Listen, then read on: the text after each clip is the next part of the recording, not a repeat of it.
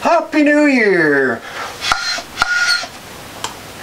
I've started 2019 the same way I like to start every year, with a chest and throat infection. However, the doctor said it's viral this time, so I seem to have broken my annual strep throat streak, which is the best news I've gotten all year. But regardless, you need to be entertained. So let's not waste any more time and let's dive into my numbers 50 through 41 favorite board games of all time. If you didn't catch my previous video with 60 through 51, feel free to look that up. It's just a few videos prior to this one in my video list. But let's get into the games now.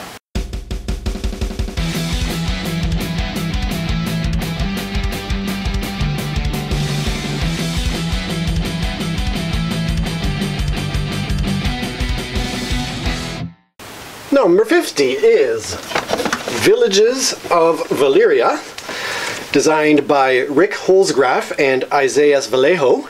It was published by Daily Magic Games, and I picked up the deluxe Kickstarter copy. It contains the expansions, events, guild halls, and monuments.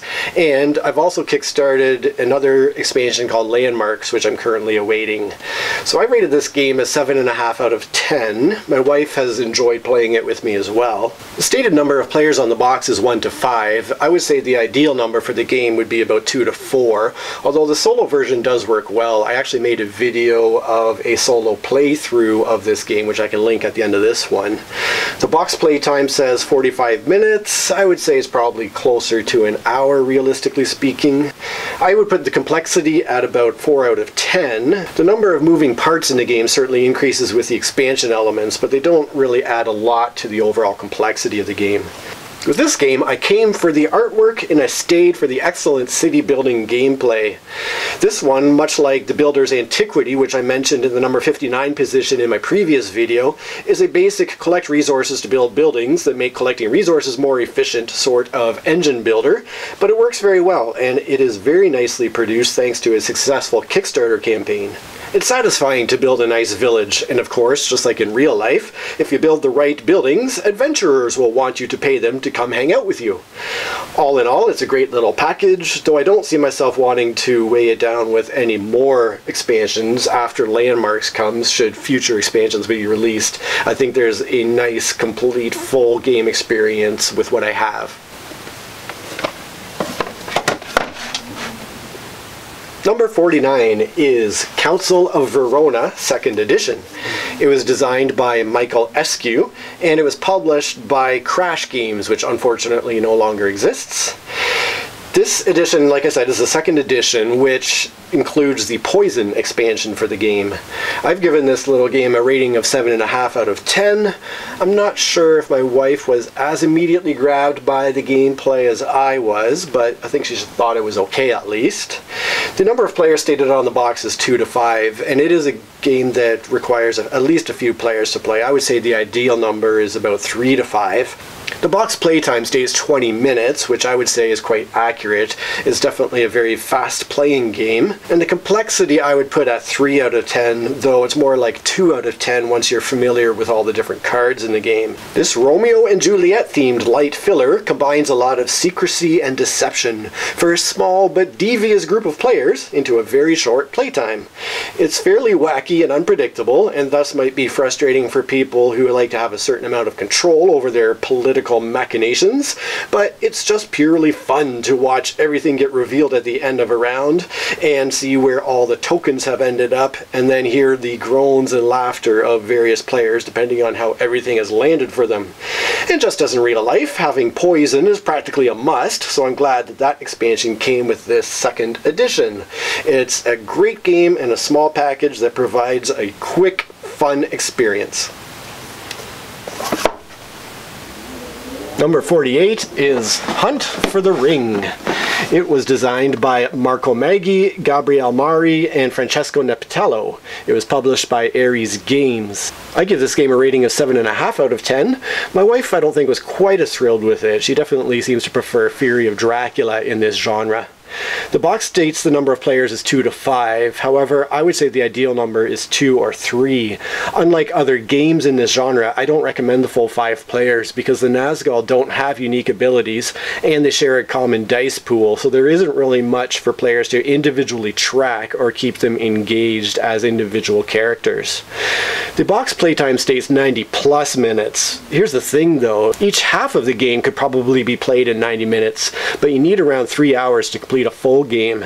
A lot of people, even game reviewers that I've seen, seem to miss the fact that parts 1 and 2 are 2 halves of the same game and are not meant to be played on their own. The complexity rating I give it is 6 out of 10. It feels a little more complex than it needs to be thanks to various edge case rules and whatnot. The theme is great. The art and graphic design are some of the best I've seen in any board game. The 2 distinct halves make for a very different gameplay experience for the Frodo player from parts 1 to 2, and the hunting mechanism is one of the most interesting I've seen in this genre, but just as in real life, the 4 basic Nazgul are all identical and have no traits or abilities that set them apart in any way. The Frodo player card play relies rather heavily on playing cards to cancel the effects of Nazgul player cards, and at the end of the day, Spectre Ops with Broken Covenant is just a better medium-weight game in this genre. With this genre already being well represented on my shelves by a heavyweight game in Fury of Dracula, a medium-weight game in Spectre Ops, and most recently a lightweight game with Whitehall Mystery, I don't see this one sticking around unless the expansion they're working on adds anything especially interesting, such as unique abilities for those Nazgul. But if you do want to know more about this one, I'll link a video I did for Hunt for the Ring at the end of this one. Number 47 is ExLibris. It was designed by Adam P. McIver and published by Renegade Game Studios. I rate the game 7.5 out of 10, and I'm fairly certain that my wife enjoys this one quite a bit too. It's one she's pulled out with friends in the past. The number of players stated on the box is 1 to 4. I would say that 3 players is actually the sweet spot for this one.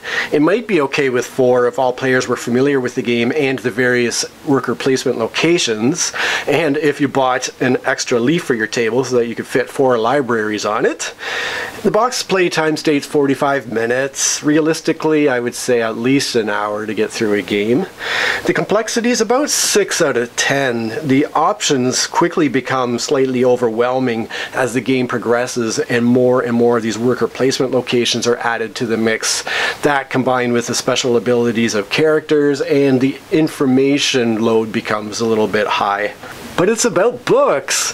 For my first real job when I was in high school, I worked at the local public library where my primary tasks were to shelve books and arrange the books properly on the shelves. And at some point, I briefly considered making a career out of becoming a librarian. And now, ExLibris brings all the real-world excitement of shelving books to my tabletop. Seriously though, it's a very intriguing game, and yes, I just love books. Especially the ones in this game. It's fun to read all the silly book titles on every single card in the game. And speaking of the physical components, the game might get a slightly lower rating if it weren't for the fact that the production quality is over the top amazing. I mean, come on, one of the characters is a gelatinous cube!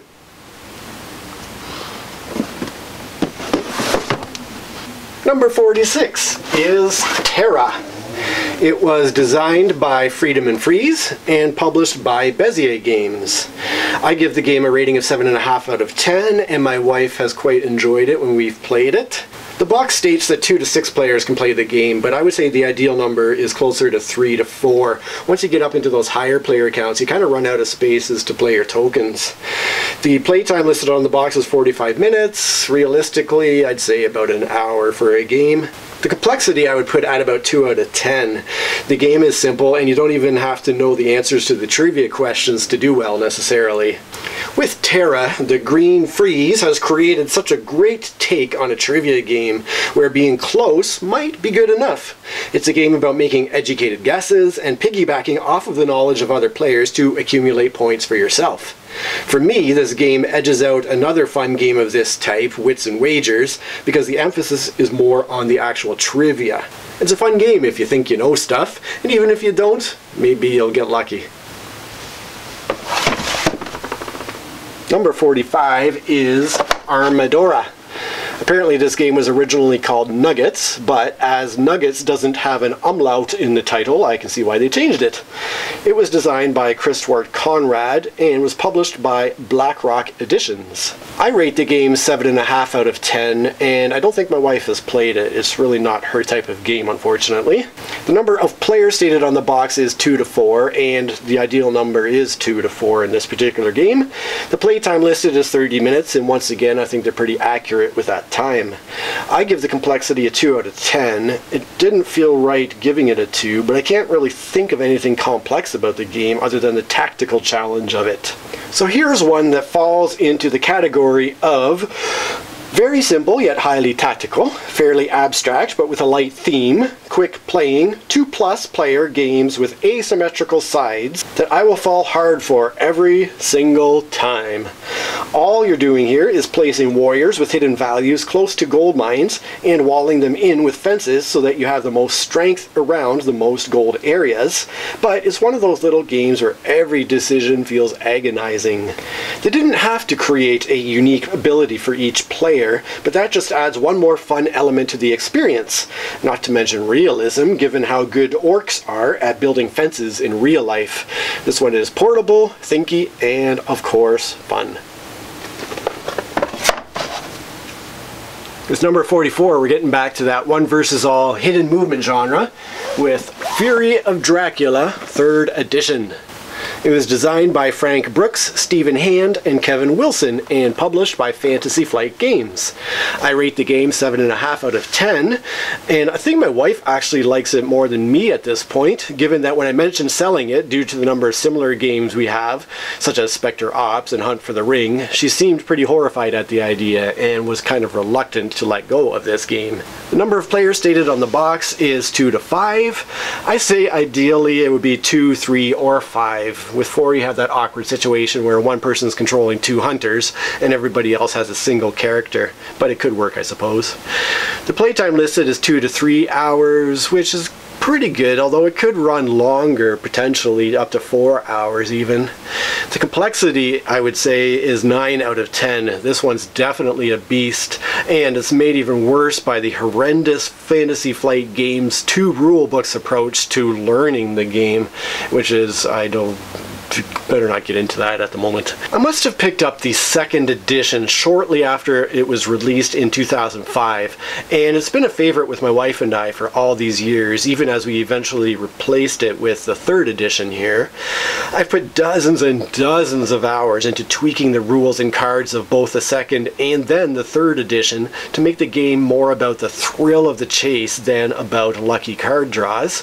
Yet I still think that Spectre Ops with the Broken Covenant standalone expansion does it better, and much more simply, and way more quickly. The latter point having been a significant factor since we had our first kid 9 years ago. But I won't get into this too much because, yet again, I have a previous video where I talk about this game in depth that I will link at the end of this video.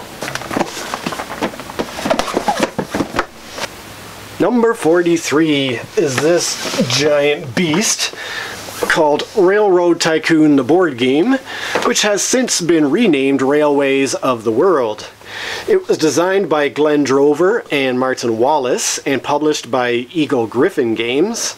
The edition I have, as I said, is the original Railroad Tycoon, and I own several expansions for it as well, including Railways of the Western US, Railways of Europe, Railways of England and Wales, and the Railways of the World event deck. I rate the game 7.5 out of 10. My wife in the past has given it a rating of 9.5 out of 10. The number of players stated on the box is 2 to 6, and that is an accurate number of players. What's nice is it scales with the different expansions, because there are expansion maps that are smaller that can be played with 2 or 3 players, and there are some pretty huge ones that can be played with the full 6-player count as well. The playtime listed on the box is 2 hours, which is a pretty accurate time, and I give it a complexity rating of 5 out of 10. It would be a bit lower maybe were it not for all the expansion elements that I've added to the game over the years that maybe cause just a tad too much bloat, but it's very much a middleweight train game. It's probably still my train game of choice, though I've only played it once in the past few years, possibly because it's such a giant beast of a game to pull out and set up. What with all the expansion boards I have in here, this is well over 10 pounds of game. Like First Train to Nuremberg, which I mentioned at position number 56 in my previous video, it's another Martin Wallace train game where players are building train routes to deliver goods for points. Though this game's a little easier and more forgiving, I think. It's somewhat similar to yet another Martin Wallace train game called Steam, but Railways of the World feels more open-ended and sandboxy than Steam. I think what makes it more forgiving for newer players is that, unlike in real life, it's not quite as easy to get pulled into an endless cycle of debt in the traditionally unforgiving Martin Wallace economy, though I've certainly seen it happen with new players. If you've got a massive table to play it on, this one certainly looks stunning while in play, with its early 2000s Eagle Games crazy components overproduction, but even has a bunch of uniquely sculpted plastic buildings that serve no purpose in the game other than to mark empty cities on the board. I'm going to give my arm a break and put this back on the shelf. Number 42 is Hive Bucket. It was designed by John Yanni and published by Gen 42 Games. This edition I have is the mini pocket edition, and I own a few of the expansion bugs, including the ladybug, the mosquito, and the pillbug. I rate the game 7.5 out of 10, and some time back my wife had given the game a rating of 5.5 out of 10 because it's just not her style of game. It is strictly a two-player game. The listed playtime for it is 20 minutes, though realistically it might take closer to 30 minutes for thinky players who are experienced with the game. The complexity I would put roughly 5 out of 10, not because the rules are hard to learn, but because it's very chess-like in having to learn how each individual piece moves and then how to utilize them well with basic strategies. While I'm no fan of insects, this is a game that appeals to exactly the same sorts of people who enjoy chess, and it's one that can be played literally anywhere due to its indestructible Bakelite pieces. Especially with my little travel edition here that comes with this nice cloth bag. In Hive, players start with nothing on the table, and on their turn they basically just add a new piece or move an existing piece, with the winner being the first to completely surround their opponent's queen bee. Just like in real life, every bug has its own unique movement characteristics, and using each of them to their best advantage is the key to victory. It's a brain bender, it's highly tactical, but it's extremely clever, and it's a really unique game that deserves attention by those who enjoy abstract strategy games. And to wrap up this video with number 41, we have Fast Flowing Forest Fellers. It was designed by Freedom and Freeze, which is now my second Freeze game in this video after Terra, and it was published by Rio Grande Games. I rate the game 7.5 out of 10. My wife seems to think it's fairly fun too, and what's kind of cool is this is one of the very first grown-up games I played with my kids once they were old enough to get to that point, and we still do enjoy the game with the kids. The number of players stated on the box is 2 to 5. I would say ideally you'd want 3 to 5. The playtime listed is 30 minutes, and realistically probably closer to 45 minutes. The complexity is just 2 out of 10. All you have to do is line up your log riders and just start floating down that river. And like I said, my kids could grasp it fairly easily too. This is everything I want in a race game. It's fast, simple, exciting, cutthroat, and it has a massive variety of courses that can be created to race on. In my experience, too many racing games tend to get bogged down in trying to be simulations, and by doing so they lose the speed and excitement of real racing. But Freedom and Freeze seems to know how to do them, because another of his racing games, Fearsome Floors, is also on my shelf here, though it didn't make my top 60. However, Fast Flowing Forest Fellers does suffer from a significant runaway leader issue, which fortunately can be eliminated with the following small rules tweaks. Just to have every player start the game with 4 cards. As soon as a player's first lumberjack exits the board, they don't draw a new card that turn, and that player's hand size is reduced to 3 cards. In a 2 or 3 player game, as soon as the player's second lumberjack exits the board, they don't draw a new card that turn, and that player's hand size is reduced to 2 cards. The cards for an exited lumberjack are still considered to be wild cards. It's just a simple change that solves that particular problem. But anyhow, no other game on the market does such a great job of recreating the real-life thrill of racing lumberjacks riding on logs down a river that is jammed with other logs and filled with swirling currents than the terribly named fast-flowing forest fellers.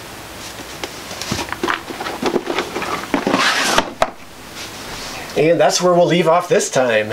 I'll be continuing this countdown interspersed with other videos that I happen to make, so if you don't want to miss any of them, make sure you're subscribed to my channel.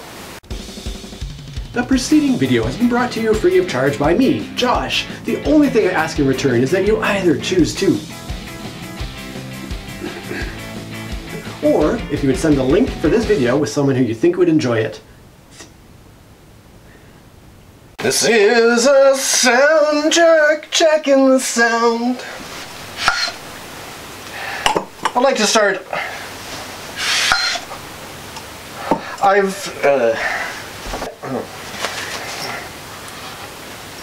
Oh, come on. Earrings. Not again, come on. Which is the best news I've gotten all year, quite frankly. It's very windy outside. Let's dive into my numbers 50 through 49. That would be a pretty short video. This, much like the Builder's Antiquity, which... Oh. Can you even see it? Nope. That's not a very nice thing to say. I wish I had remembered to hit record. Also, what's going on with my numbering system? 48, 47, 48. And at some point I briefly seriously... Oh. Say, I can't see myself. You sort of run out of good spaces to play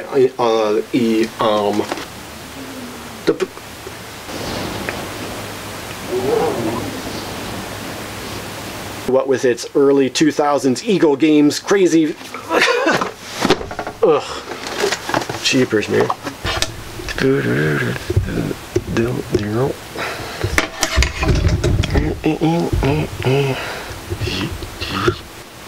However, fast-flowing forest